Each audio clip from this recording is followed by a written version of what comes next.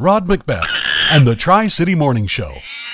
Well, our friend Jenn Urbaniuk is here, and Jenn is got the strangest title for a person anywhere. What is your job title again? It's Parks Partner Program Coordinator. Triple PC. Yes, it is a mouthful. And I know City of Coquitlam, if they would have come up with that job title, it would have been something cool. So who came up with the job title? I believe it was through Metro Vancouver because it's a new position. Not a lot of cities were having the kind of public engagement position in the parks. And so we had to go through Metro Vancouver and get the job classification. Kind of unofficially, my title is the Park Spark Program Coordinator, and that makes a lot more sense. Park Spark, yeah, that does. It sounds like, yeah. But it's nice to see that Coquitlam is sort of on the leading edge of this engagement in the parks and that. Exactly, yeah. It's one of the first. I know Surrey has one as well, but... They have to wear bulletproof vests there, though. I can't say anything. Coquitlam is a nice town. Coquitlam is a very nice town. I love Coquitlam. I love Coquitlam. Now, the reason why we played Octopus's Garden is on the corner of, Pipeline and Guildford. Pipeline and Guildford, yeah. Yes. There, for the longest time, was what I thought was an octopus sitting there all by itself, but that was a flower. And then you guys and girls have added a bee to that thing, and it looks phenomenal. Yeah, so that is our eco sculpture. So what it is it's just planted up with small plant plugs. We planted it up in May, and the plugs just expand and grow. It fills in, and it looks beautiful. So we have the bee on top of the echinacea flower, and people just kind of see it as the beacon of the inspiration garden. So people don't know the garden is there, but they see what they think is the octopus or the bee, and they come in and they find this whole world of plants and educational signage and produce. So it's a lovely place. Do you have an idea how many people actually visit that? Because I myself have never gone in there. I've driven by that corner probably 300 times, but I've never, ever gone in there. I know, it's interesting because a lot of people, they say they come to the park every day and they never discover the inspiration garden.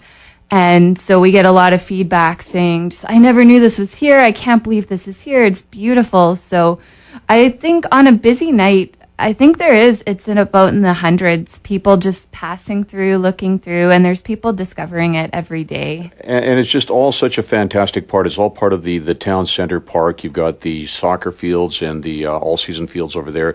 You've got a skateboard park, a BMX track. You've got the tennis courts. Virtually everything. You don't even have to leave that part of the world if you're a sports person. Outdoors, yeah. Exactly, yeah. It's one of our signature parks, and it has everything that anyone wants. So, drop the kids off at the skate park, go for a nice relaxing walk at the garden. It looks beautiful this time of year. There's lots of annuals flowering. Our kiwis are coming in. Our grapes are coming in. You guys are growing kiwis there? Yeah. Wow. So, we have edible kiwis there. We have grapes. We have a persimmon tree. So it has persimmons on it. Myself and a few volunteers tried them. They're really, really astringent.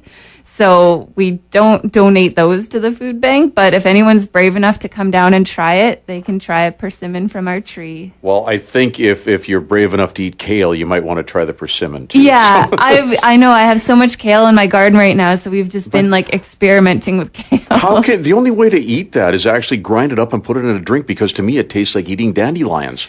What I did, I made a really nice Caesar salad with kale, and then I toasted some kale and put a little bit of oil and salt on it, and then put the toasted kale on top of the Caesar salad. Kind of drowns out the natural taste of the kale, and of course you can't go wrong with oil and salt. No, so that's just right. Moderation. That's it, yeah. So that's just a little fantastic area you've got there. Now you've also got those... the gardens up on Austin. So the Coquitlam Munch is still going strong. Lots and lots of cherry tomatoes. And so even if they're green, people can still pick them, and they'll ripen up in about 2 days on your counter. Nice. So very delicious. And then we just went through Coquitlam in bloom. We had the judges out here, I guess about a month ago now, right? Yeah, it was July 21st. Yeah, it was already a month ago. Time goes by so fast, but they were really, really impressed with what they saw. We'll find out at the conference when they announce it at the end of October. So we just kind of play the waiting game, but we still got lots of Coquitlam and bloom stuff going on. We have a lot of photos on our photo gallery online, so 125 Coquitlam Gardens. And also at the Community Heritage Picnic, we're giving away free seeds. And that's coming up on the 17th, right? It is the 17th at Blue Mountain Park from 12 to 4:30. What a fantastic place to have that, because you've got that little waterfall in there, you've got the tribute to the veterans in there, and you still got the sand and the beach in there, don't you? Exactly, yeah. So there's still the beach there, and we'll be giving away your favorite kale. So if you want some kale seeds for 2017, they're an heirloom variety. They've been around for centuries.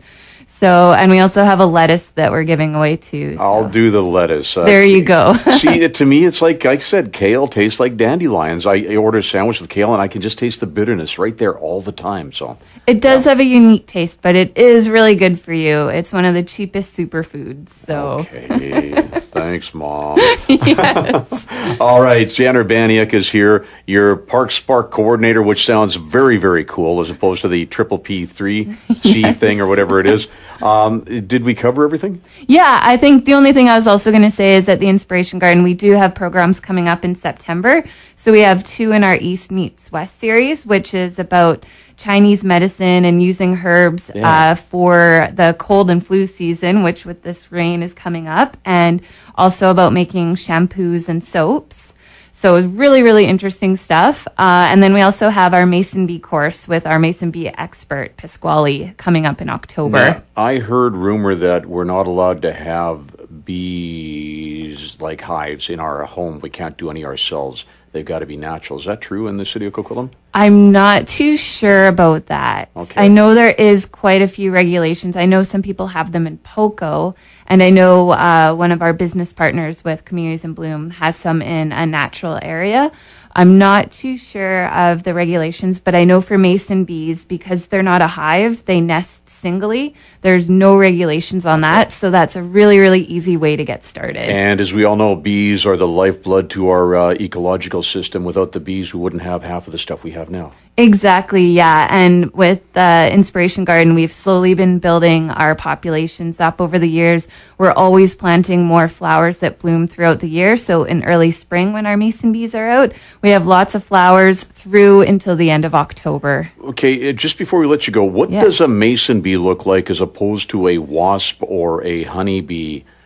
Because you'll see the big fluffy honeybees, you'll see the drone honeybees, the worker ones, you'll see the wasp. Now, what does a mason bee look like? A mason bee almost looks like a fly. It's very dark. It almost has a green shine to it. They're very, very cute. So very small. Does look like a fly with the dark blue kind of green coloring. And if you look really closely on the male bees, they actually have a white mustache on them, and they are adorable. So if you're lucky enough to see them, they're always flying around early March, early April. So keep an eye out on the flowers. They love apple blossoms, all the early blooming ones. Excellent. Jenn Urbaniuk from the City of Coquitlam, thank you so much for being here this morning. Weekdays starting at 6 a.m., the Tri-City Morning Show. Expect more from your radio. CKPM FM 98.7.